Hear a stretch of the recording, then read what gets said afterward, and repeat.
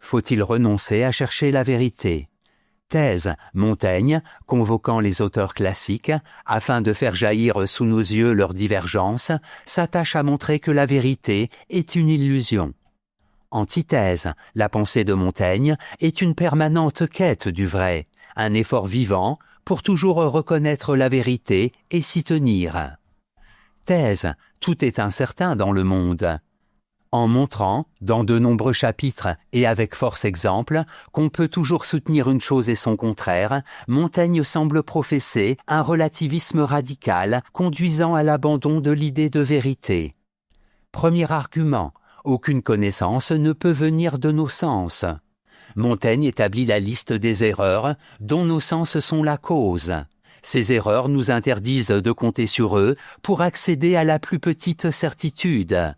De plus, la puissance de l'imagination est telle qu'elle prévaut sur l'entendement. La seule vue du vide entraîne le vertige, même si l'on est parfaitement sûr de ne pas chuter. Loin de nous faire connaître quoi que ce soit, nos sens nous trompent. Deuxième argument, les conduites humaines sont contradictoires. L'extrême diversité des comportements humains atteste, par la mise en évidence de leur aspect contradictoire, qu'on a affaire à des coutumes et non à des lois de nature. Par conséquent, il n'y a pas de loi morale objective, et l'on ne peut pas savoir ce qu'est, en vérité, la justice, puisqu'il est impossible de trouver une seule loi qui soit universellement observée. Troisième argument, la raison humaine est infirme. Aucun système philosophique n'est parvenu à établir la moindre proposition de façon certaine et indubitable. À toutes les questions fondamentales que se posent les hommes, les réponses des philosophes font un admirable tintamarre. Chacun à son tour a raison, quoiqu'ils se contrarient tous.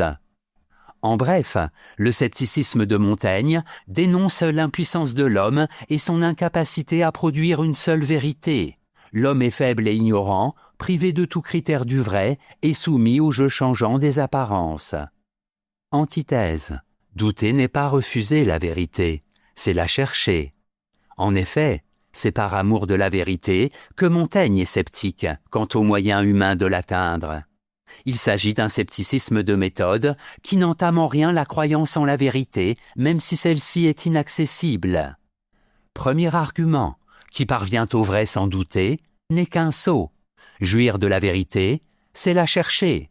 La recherche de la vérité est acte d'intelligence, l'éveil du jugement.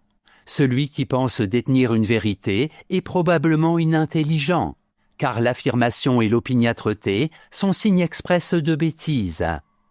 À quelque vérité que je songe, je ne puis éviter qu'en dernière analyse, elle ne fasse que me sembler vraie.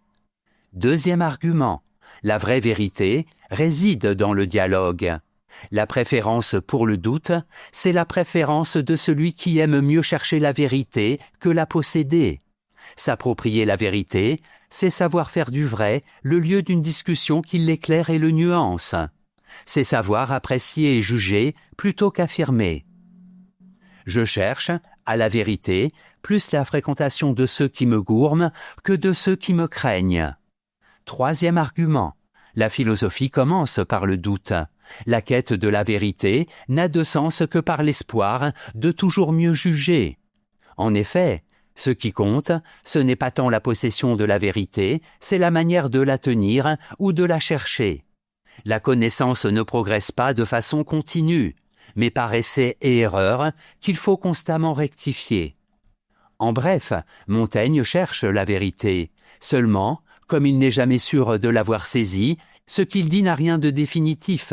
Il s'y glisse toujours un peut-être parce qu'aucune recherche n'est jamais arrêtée. Synthèse. Le scepticisme de Montaigne n'a rien d'une indifférence.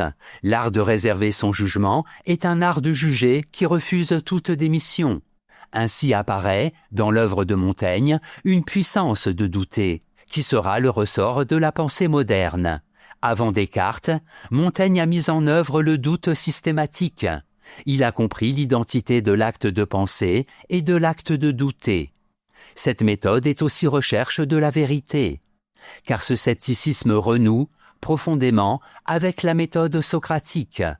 On ne se débarrasse d'une vérité toute faite que pour faire valoir la vérité de l'esprit dans son travail d'interrogation. Peu de philosophes ont fait montre d'un tel attachement à la vérité, d'une telle obstination à la chercher dans un monde qui n'est qu'une branloire pérenne, une perpétuelle balançoire, où tout change sans cesse. Note et commentaire. Michel de Montaigne, né en 1533 dans le Périgord. À 24 ans, il entame une carrière politique à Bordeaux. En 1568, la mort de son père le rend propriétaire et seigneur de Montaigne. En 1570, il a son premier enfant. Il en aura 5 autres. En 1571, âgé de 38 ans, il prend la décision de se retirer des affaires publiques. En 1572, il commence à rédiger les Essais, dont la première édition paraît en 1580. En 1581, il est élu maire de Bordeaux. Habile et actif, il est réélu en 1583. Il meurt le 13 septembre 1592, à l'âge de 59 ans. Citation. Nous n'apprenons à disputer que pour contredire. Et, chacun contredisant, et étant contredit, il en advient que le fruit du disputé, c'est perdre et anéantir la vérité. Michel Iquem de Montaigne, Essai.